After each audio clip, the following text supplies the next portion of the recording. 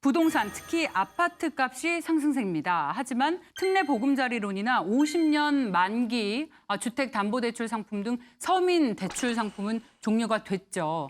자, 질문하겠습니다. 부동산 상승세는 오래가지 못할 것이다. 하나, 둘, 셋. 두 분의 의견이 갈렸습니다. 좋습니다. 다양한 의견을 들을 수 있습니다. 소장님.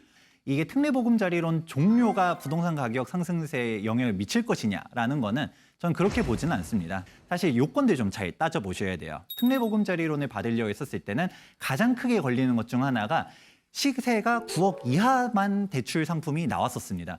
그러면 서울에 9억 이하 아파트 얼마나 있나요?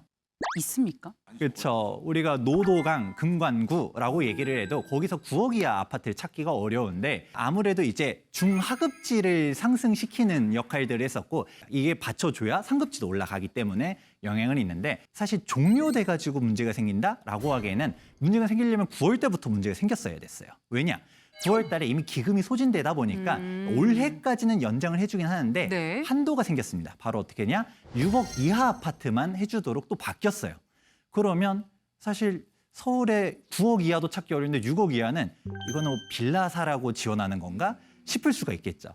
그렇다 보니까 사실 이미 상급지, 강남이라든지 뭐 마용성이라든지 이게 올라간 건 특례 보금자리론 덕분에 올라간 거는 사실 아니다. 그렇기 때문에 이것 때문에 집값이 떨어진다 보기에는 너무 나아간 거다라고 보고 있습니다. 그렇죠. 서울에 보금자리론 별로 없잖아요.